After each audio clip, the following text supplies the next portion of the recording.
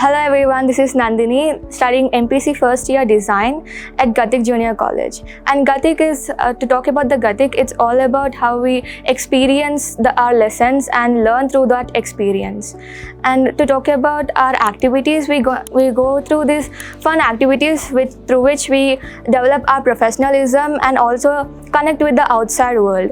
And talking about the academics, we have supporting teachers who help us enhance our skills and develop through learning. Talking about my residential life here at Gatik, and we have this good facilities that help us experience our life even more better. Even after our classes are done, we get these really good study hours which help us develop our skills and also help us study with a great focus. So here at Gatik, we have these fun workshops that are done with the other universities, and we come across different people, we connect with them and learn more about design. I'm a design student and we have gone out to work with other universities, and it was a great experience for us.